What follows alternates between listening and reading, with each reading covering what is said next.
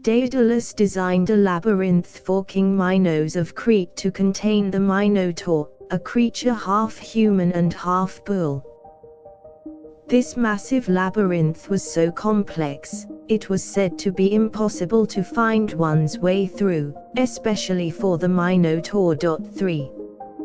The labyrinth design Daedalus created was so ingenious that it continually shifted its passages and walls.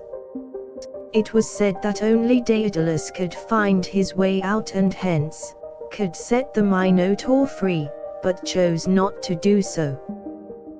The labyrinth was so huge and grand that it served as clues for many legends and curses alike.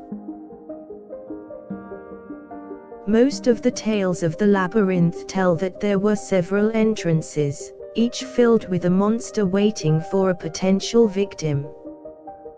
Daedalus designed the labyrinth to be carefully crafted to contain the Minotaur, but never considered releasing it.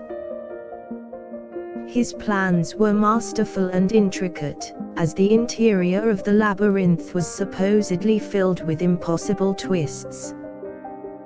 Labyrinth's walls, ceilings, and floors were said to be so incredibly complex that it was impossible for anyone to get anywhere without losing their way. As the labyrinth kept changing, so did the Minotaur's location. He could be in nearly any part of the labyrinth at any given time. This meant that anyone who might be brave enough to attempt to best the Minotaur would find themselves at a great disadvantage. The floors, ceilings, and walls of the labyrinth were made up of columns of stone, each longer and taller than the last. The passages of the labyrinth shifted, twisted, and turned unexpectedly, making it impossible to ever be thoroughly explored.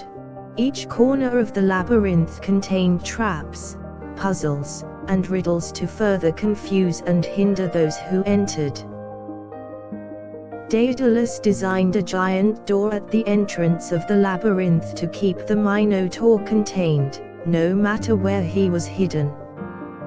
He also created a secret passageway for himself, allowing him to travel in and out of the labyrinth with ease. Despite all his efforts, the first time the Minotaur was released, he rampaged through the town in search of victims.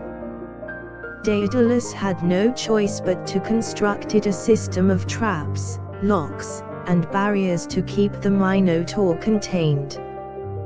He used a combination of precision engineering and raw strength to seal off the Minotaur's exit as much as possible. In order to make sure that none of the townsfolk were in the Minotaur's way, Daedalus created a pathway for them to pass through the labyrinth without being seen.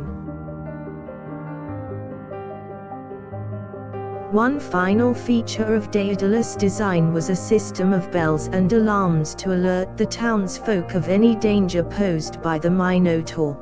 In addition to all of the pathways within the maze, there were also a series of tunnels connecting the different sections. Only Daedalus and a few other individuals knew of their existences.